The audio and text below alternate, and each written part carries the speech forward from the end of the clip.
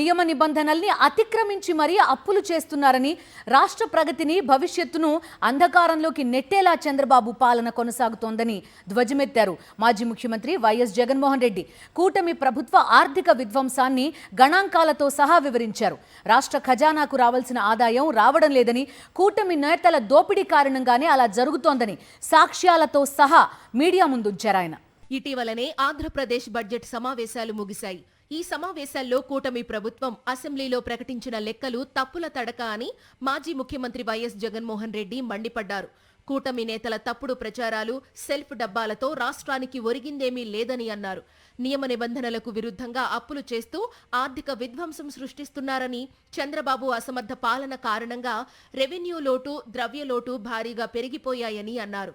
గతంలో అంటే 2014 నుంచి 2019 మధ్య పాలన చేసిన చంద్రబాబు ఆ సమయంలో నెట్ బారో సీలింగ్ నిబంధనను తుంగలో తొక్కి 29,099 కోట్లు అధికంగా అప్పులు తెచ్చారని కాగ్ లెక్కల సాక్షిగా మీడియాకు వివరించారు జగన్. చంద్రబాబు నాయుడు గారు ప్రతిసారి ఈ చట్టాన్ని, ప్రతిసారి ఈ ఎన్బిసిని, నెట్ బారోయింగ్ సీలింగ్ని ప్రతిసారి కూడా ఈ మనిషి ఉల్లంఘిస్తూనే ఉన్నాడు. ఒకవైపున ఉల్లంఘిస్తాడు, మరోవైపున బిల్డప్ మాత్రం ఇస్తాడు.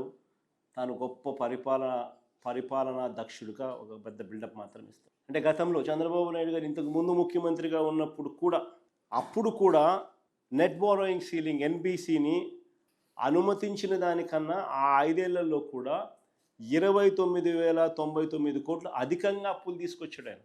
అదే మా హయాంలో 2019 నుంచి 24 మా హయాంలో చూస్తే 2 ఏళ్ల పాటు మా కోవిడ్ ఉన్నా కూడా, దీనివల్ల ఆదాయాలు తగ్గినా కూడా ప్రజలను కాపాడుకోవడం కోసం ఎమర్జెన్సీ సేవల రూపేణా భారీగా ఖర్చులు పెట్టే పరిస్థితులు ఉన్నా కూడా, ఇవన్నీ ఉన్నా కూడా ఇచ్చిన హామీలన్నీ కూడా నెరవేరుస్తూ అమలు చేసిన అయినా కూడా మేము నెట్ బారోయింగ్ సీలింగ్ ఎన్బిసి పరిమితికి కన్నా 12,708 కోట్లు తక్కువగానే అప్పులు చేశారు.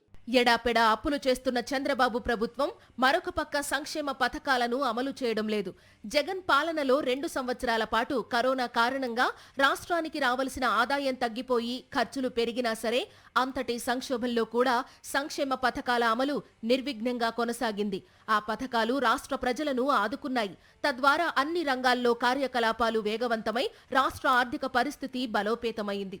జగన్ తర్వాత అధికారంలోకి వచ్చిన చంద్రబాబు సంక్షేమ పథకాలను పక్కన పెట్టేశారు. ఎన్నికలప్పుడు ఇచ్చిన హామీలను పాలనలోకి రాగానే డస్ట్బిన్లో పడేశారు. జగన్ పాలనలో ప్రజాదరణ పొందిన పథకాలన్నిటినీ దాదాపుగా రద్దు చేసి ప్రజలను దారుణంగా మోసం చేశారు. జగన్ పాలనలో ప్రభుత్వానికి వచ్చిన ఆదాయాలు చంద్రబాబు పాలనలో రావడం లేదు. సర్కార్ ఖజానాకు చేరాల్సిన ఆదాయాలను కూటమి పార్టీల నేతలు, ముఖ్యంగా అధికార టీడీపీ నేతలు దోచుకుంటున్నారని మాజీ ముఖ్యమంత్రి వైఎస్ జగన్మోహన్ రెడ్డి సాక్ష్యాలతో సహా ప్రజలకు వివరించారు. ఈ రెవెన్యూ డెఫిసిట్లు మా హయాంలో ఎందుకు రెవెన్యూ డెఫిసిట్లు, ఫిజికల్ డెఫిసిట్లు కంట్రోల్డ్గా ఉన్నాయి? ఎందుకు చంద్రబాబు నాయుడు గారు వస్తూనే రెవెన్యూ డెఫిసిట్లు, ఫిజికల్ డెఫిసిట్లు ఎందుకు పెరుగుతూ ఉన్నాయి? ఫిజికల్ డెఫిసిట్ అంటే అప్పు ఎందుకు పెరుగుతూ ఉన్నాయి? రెవెన్యూ డెఫిసిట్ అంటే రాష్ట్రానికి వచ్చే రెవెన్యూ మైనస్ రాష్ట్రానికి వచ్చే రెవెన్యూ ఎక్స్పెండిచర్, రెవెన్యూ డెఫిసిట్ ఎందుకు పెరుగుతూ ఉన్నాయి?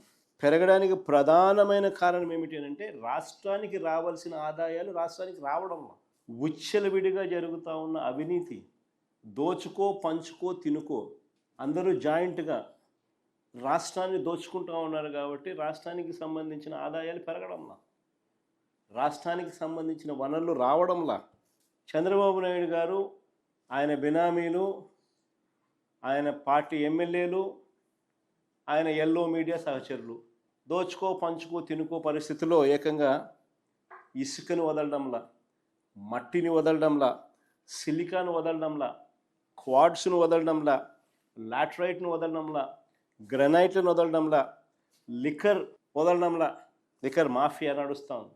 రాష్ట్రంలో విచ్చలవిడిగా జరుగుతున్న అవినీతి, దోపిడీ కారణంగా కనీ విని ఎరుగని రీతిలో రాష్ట్రానికి ద్రోహం జరుగుతోందని అన్నారు వైఎస్ జగన్మోహన్ రెడ్డి. ఇసుక, మట్టి, లిక్కర్ మొదలైన మాఫియాల కారణంగా జరుగుతున్న దోపిడీ వల్లనే రాష్ట్ర ప్రభుత్వానికి ఆదాయాలు రావడం లేదని గణాంకాలతో సహా వివరించారు.